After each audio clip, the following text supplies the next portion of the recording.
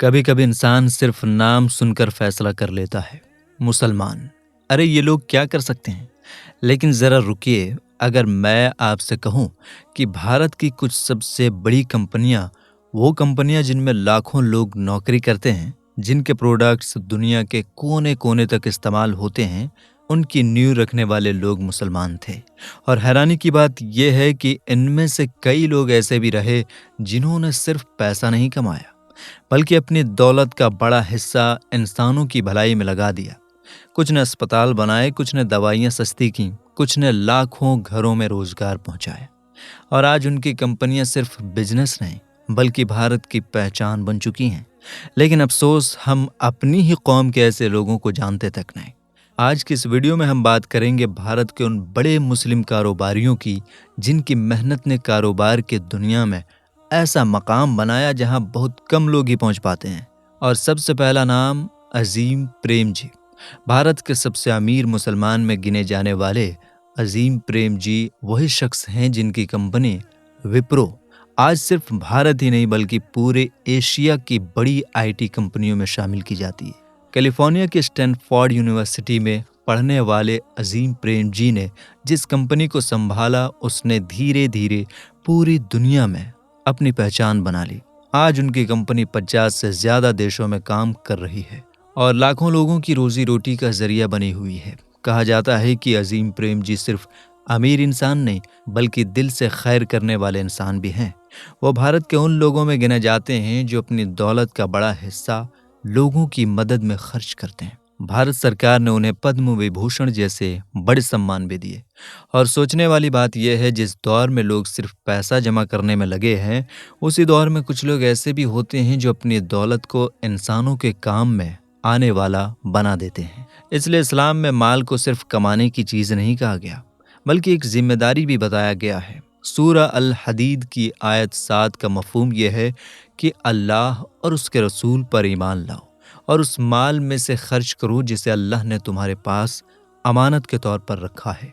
फिर जो लोग ईमान लाए और अल्लाह की राह में खर्च किया, उनके लिए बड़ा सवाब है।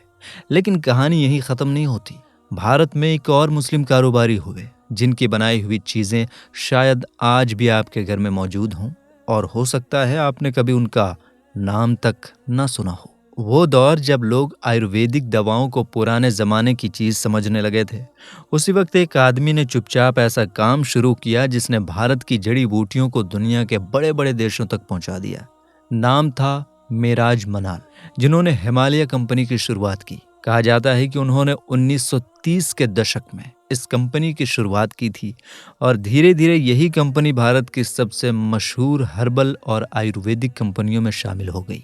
आज हालत यह है कि अमेरिका, यूरोप, एशिया, दुनिया के 100 से ज्यादा देशों में हिमालय के प्रोडक्ट्स इस्तेमाल किए जाते हैं। दवाइयाँ, फेस वॉश, हर्बल चीजें, शायद आपके घर में भी कभी ना कभी इसका कोई प्रोडक्ट आया हो। लेकिन बहुत कम लोग जानते हैं कि इसके पीछे एक मुसलमान कारोबारी का दिमाग और मेहनत थी। कहा जाता है कि इस कंपनी की वजह से लाखों लोगों के घर चल रहे हैं, रोजगार मिला है और इसके हजारों लोग दुनिया के अलग अलग देशों में काम कर रहे हैं। सोचिए, एक आदमी जो सिर्फ अपना कारोबार बढ़ाने के पीछे नहीं भागा, बल्कि भारत की देसी और जड़ी बूटी वाली दवाइयों को पूरी दुनिया में पहचान दिला गया। फिर इसके बाद एक और नाम आता है, रफीक मलिक, मेट्रो शूज के मालिक। आज भारत के बड़े शहरों में शायद ही कोई ऐसा मॉल हो जहां मेट्रो का आउटलेट ना दिखे। लेकिन इस कंपनी की शुरुआत भी एक छोटे सफर से हुई थी। 1955 में शुरू हुई ये कंपनी आज दुनिया के कई देशों तक पहुंच चुकी है। इसके सैकड़ों आउटलेट बताए जाते हैं और हजारों लोग इसमें काम करते हैं। मेट्रो, मोची और दूसरे कई बड़े फुटवेयर ब्रांड्स, इन सब के पीछे रफीक मलिक का नाम लिया जाता है। कहा जाता है कि दुनिया के बड़े फैशन ब्रांड्स के साथ भी इनकी कंपनी ने काम किया। लेकिन यहाँ एक बात बहुत गहराई से समझने वाली है, दौलत, शोहरत और बड़ा नाम, ये अगर इंसान को घमंड में डाल दें तो यही चीजें उसके लिए तबाही का सबब बन सकती हैं। लेकिन अगर इंसान इन्हें अल्लाह की नेमत समझे तो यही दौलत और रुतबा लाखों लोगों के लिए आसानी और भलाई का जरिया बन जाता है। इस बात का सबसे बेहतरीन सबक हमें सूरह अल कसस की आयत 77 में मिलता है, जिसका मफहूम यह है, अल्लाह ने तुम्हें जो माल और नेमतें दी हैं, उनके जरिए अपनी आखिरत का घर संवारने की कोशिश करो और दुनिया में अपना हिस्सा भी मत भूलो और लोगों के साथ वैसे ही भलाई करो जैसे अल्लाह ने तुम पर भलाई की है। और जमीन पर फसाद मत फैलाओ, क्योंकि बेशक अल्लाह फसाद फैलाने वालों को पसंद नहीं करता। फिर इसी लिस्ट में एक ऐसा नाम आता है जिसने भारत की हर्बल ब्यूटी इंडस्ट्री को पूरी दुनिया में मशहूर कर दिया। एक औरत जिसने उस दौर में अपना कारोबार खड़ा किया जब महिलाओं का बिजनेस करना इतना आसान नहीं माना जाता था। शहनाज हुसैन, लखनऊ की एक लड़की जिसे शायद उस वक्त खुद भी अंदाजा नहीं रहा होगा कि एक दिन उसका नाम दुनिया की सबसे मशहूर हर्बल ब्यूटी एक्सपर्ट्स में लिया जाएगा। शहनाज हुसैन भारत की पहली बड़ी हर्बल ब्यूटी केयर कंपनियों में से एक की मालकिन। उन्होंने उस दौर में आयुर्वेद और हर्बल चीज़ों पर काम शुरू किया जब बड़े बड़े लोग सिर्फ विदेशी कॉस्मेटिक ब्रांड्स को ही असली मानते थे। लेकिन धीरे धीरे उनके बनाए प्रोडक्ट्स भारत से निकलकर दुनिया के 100 से ज़्यादा देशों तक पहुंच गए। भारत सरकार ने उन्हें पद्मश्री से सम्मानित किया और कहा जाता है कि हार्वर्ड बिजनेस स्कूल ने भी उनके नाम को सराहा। लोग बताते हैं कि भारत के पूर्व चीफ जस्टिस मिर्जा हमीदुल्लाह बेग उनके रिश्तेदार थे और इंटरनेशनल ब्यूटी कांग्रेस जैसी बड़ी जगहों पर भी उन्होंने भारत का नाम पहुंचाया। लेकिन हर कामयाबी के पीछे सिर्फ पैसा नहीं होता, कभी कभी उसके पीछे सालों की तन्हाई, मेहनत और वो रातें होती हैं जिन्हें कोई नहीं देखता।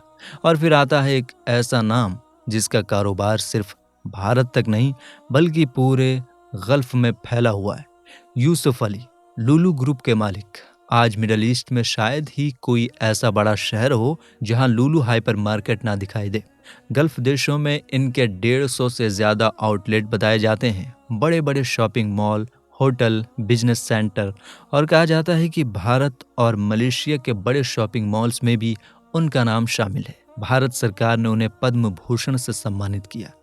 लेकिन सबसे दिलचस्प बात यह है, एक वक्त ऐसा भी था जब यूसुफ अली बहुत साधारण जिंदगी से उठकर कारोबार की दुनिया में आए थे। यानी हर बड़ा आदमी हमेशा बड़े घर से नहीं निकलता। कभी कभी अल्लाह एक आम इंसान को भी ऐसा मुकाम दे देता है कि दुनिया देखती रह जाती है। और फिर इसी लिस्ट में एक ऐसा नाम आता है जिसकी बनाई हुई दवाइयों ने करोड़ों लोगों की जिंदगी को छुआ। हाबिल खुराकी वाला। सोचिए, अगर एक दवाई वक्त पर ना मिले तो इंसान की पूरी जिंदगी अंधेरे में चली जाती है। और शायद इसी दर्द को समझते हुए कुछ लोगों ने अपना पूरा जीवन दवाइयां बनाने में लगा दिया। ऐसे ही लोगों में एक नाम है हाबिल खुराकी वाला, भारत की मशहूर दवा कंपनी वॉकहार्ट के मालिक। 1967 में शुरू हुई ये कंपनी धीरे धीरे भारत की बड़ी फार्मा कंपनियों में गिनी जाने लगी। बताया जाता है कि इसकी दवाइयां दुनिया के कई देशों तक पहुंची और लाखों करोड़ों लोगों के इलाज में इस्तेमाल हुई। अमेरिका के पर्डू यूनिवर्सिटी में पढ़ने वाले हाबिल खुराकी वाला ने सिर्फ कारोबार नहीं बढ़ाया बल्कि मेडिकल और एजुकेशन के कई कामों से भी जुड़े रहे। लोग बताते हैं कि वो जामिया हमदर्द यूनिवर्सिटी के वाइस चांसलर भी रह चुके हैं। लेकिन यहाँ एक बात इंसान को अंदर तक सोचने पर मजबूर करती है।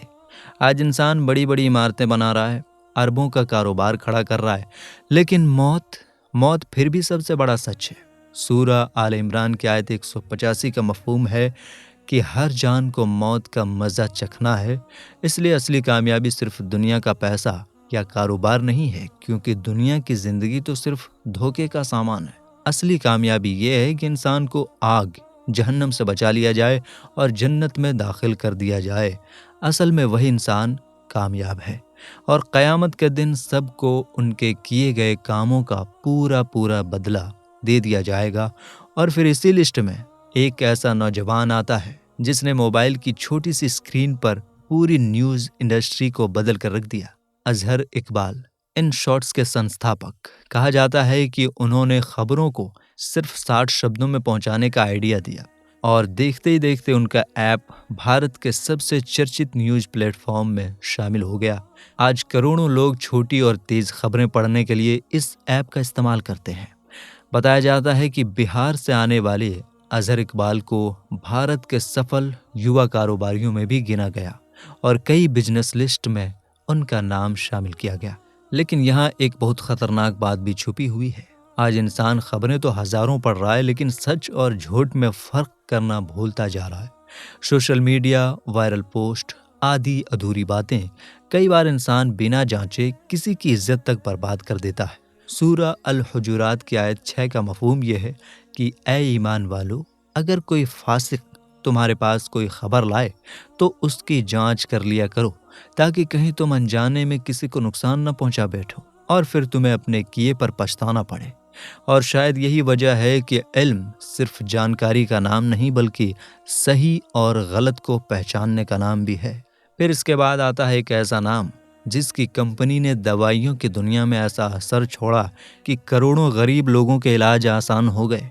यूसुफ हमीद, सिप्ला कंपनी के मालिक। कभी कभी एक दवाई सिर्फ दवाई नहीं होती, वो किसी माँ की आखिरी उम्मीद होती है, किसी बाप की सांसें होती हैं, किसी बच्चे की बची हुई जिंदगी होती है। और शायद इसी बात को समझने वाले लोगों में एक नाम था, यूसुफ हमीद, भारत की मशहूर दवा कंपनी सिप्ला के मालिक। सिप्ला आज भारत की बड़ी फार्मा कंपनियों में गिनी जाती है और कहा जाता है कि इस कंपनी ने जेनरिक दवाइयों को आम लोगों तक पहुंचाने में बहुत बड़ा काम किया। यूसुफ हमीद का नाम खास तौर पर उस वजह से भी लिया जाता है क्योंकि उन्होंने ऐसी दवाइयों को सस्ता करने की कोशिश की जिनकी कीमतें गरीब लोगों की पहुंच से बाहर थीं। HIV और दूसरी गंभीर बीमारियों के इलाज में भी उनकी कंपनी का नाम लिया जाता है। लोग बताते हैं कि भारत पाकिस्तान वॉर के दौर में सिप्ला ने मुफ्त दवाइयां भी दी थीं। भारत सरकार ने यूसुफ हमीद को पद्म भूषण से सम्मानित किया। लेकिन यहाँ एक बात इंसान को रुला देती है। जिस दुनिया में लोग पैसे बचाने के लिए इंसानों की जान तक की परवाह नहीं करते, उसे दुनिया में कुछ लोग ऐसे भी होते हैं जो दवाई को सिर्फ बिजनेस नहीं समझते, और यही फर्क इंसान को बड़ा बनाता है। फिर इसी लिस्ट में एक और नाम आता है, Rashid Mirza, red tap brand के मालिक। कानपुर से शुरू हुआ ये ब्रांड धीरे धीरे भारत के बड़े लाइफस्टाइल और फुटवेयर ब्रांड्स में शामिल हो गया। आज इसके जूते और दूसरे प्रोडक्ट दुनिया के अलग अलग हिस्सों में इस्तेमाल किए जाते हैं और बताया जाता है कि लेदर एक्सपोर्ट में भी इस कंपनी का बड़ा नाम है। सलमान खान जैसे बड़े फिल्मी चेहरे भी कभी इस ब्रांड से जुड़े रहे। लेकिन दुनिया बहुत अजीब जगह है। जब इंसान कामयाब नहीं होता तो लोग उसका मजाक उड़ाते हैं, और जब वही इंसान कामयाब हो जाए तो लोग उसी की तरफ देखने लगते हैं। इसलिए इस्लाम इंसान को घमंड से बचने की सीख देता है। सूरा लुकमान की आयत 18 का मफहूम यह है कि लोगों से बात करते वक्त अपना मुंह मत फेरो और ज़मीन पर अकड़ कर मत चलो। बेशक अल्लाह को कोई भी अकड़ने वाला और घमंड करने वाला पसंद नहीं है, क्योंकि असली इज्जत ना बड़े ब्रांड में है, ना अरबों की दौलत में। असली इज्जत वहाँ है जहाँ अल्लाह किसी इंसान से राज़ी हो जाए। और अब इस लिस्ट का आखिरी नाम एक ऐसा डॉक्टर जिसने अस्पतालों की दुनिया में ऐसा नेटवर्क खड़ा किया जहां हर दिन हजारों लोग इलाज के लिए पहुंचते हैं। डॉक्टर आज़ाद मूपिन, एस्टर DM हेल्थ केयर के संस्थापक, केरल का एक लड़का जिसने शायद कभी सोचा भी नहीं होगा कि एक दिन उसके बनाए हुए अस्पताल दुनिया के कई देशों में फैल जाएंगे। डॉक्टर आज़ाद मूपिन, एस्टर DM हेल्थ केयर के संस्थापक।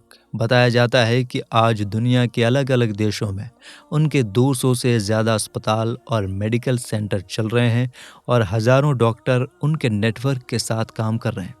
उन्होंने सिर्फ कारोबार नहीं बनाया, बल्कि इलाज को बड़े स्तर पर लोगों तक पहुंचाने की कोशिश की। भारत सरकार ने उन्हें पद्मश्री जैसे बड़े सम्मान भी दिए और विदेशों में भी भारत का नाम रोशन करने पर भी उन्हें सम्मानित किया गया। और सच कहें, इलाज का काम सिर्फ पैसा कमाने का जरिया नहीं होता। कभी कभी एक सही इलाज अल्लाह के हुक्म से किसी इंसान की जिंदगी बचने का सबब बन जाता है। लेकिन इन सारी कहानियों के बीच एक बात बहुत ज़रूरी है समझना। मुसलमानों ने मस्जिदें भी बनाई, इल्म भी फैलाया, कारोबार भी किए, दवाइयाँ भी बनाई, हॉस्पिटल भी खड़े किए और लाखों लोगों के लिए रोज़ी का जरिया भी बने। और जहाँ भी गए अपनी मेहनत करते रहे। फिर अल्लाह ने उन्हें ऐसी पहचान दी कि दुनिया देखने लगी। लेकिन अफसोस, आज हमारी नस्ल का एक बड़ा हिस्सा सिर्फ दूसरों की कामयाबी देखकर दुखी होता है, खुद मेहनत करने के बजाय। जबकि इस्लाम इंसान को मेहनत, अमानत और हलाल कमाई सिखाता है। बुखारी की हदीस 2072 का मफहूम यह है कि किसी भी इंसान ने कभी उससे बेहतर खाना नहीं खाया जो वो अपने हाथों से काम करके खाता है। और बेशक अल्लाह के नबी दाऊद अलैहिस्सलाम भी अपने हाथों की मेहनत से ही खाते थे। और शायद यही वजह है कि जिन लोगों ने दुनिया में बड़ा नाम बनाया उनमें एक चीज़ कॉमन थी, मेहनत, लंबा सब्र और बार बार गिरकर दोबारा खड़े हो जाना। लेकिन यहाँ एक बात और याद रखिए, सिर्फ मुसलमान होना अपने आप में कामयाबी की गारंटी नहीं है। अगर ईमान, अखलाक, सच्चाई और अल्लाह का डर ना हो तो दौलत भी इंसान को बचा नहीं सकती। क्योंकि इतिहास में ऐसे भी लोग गुजरे हैं जिनके पास खजाने थे लेकिन आज उनका नाम इबरत बन चुका है। सूरह अल कहफ की आयत 46 का मफहूम यह है कि माल और बेटे दुनिया की ज़िंदगी की रौनक हैं और बाकी रहने वाली अच्छी बातें हैं तेरे रब के नज़दीक सवाब के लिहाज से ज़्यादा बेहतर और उम्मीद के लिहाज से ज़्यादा अच्छी हैं। और शायद यही इस पूरी कहानी का असली सबक है। दोस्तों, अगर वीडियो पसंद आई हो तो सिर्फ अपने तक मत रखिए, दूसरों तक भी शेयर कीजिए। चैनल पर पहली बार आए हैं तो सब्सक्राइब कीजिए। अस्सलाम वालेकुम, अल्लाह हाफिज़।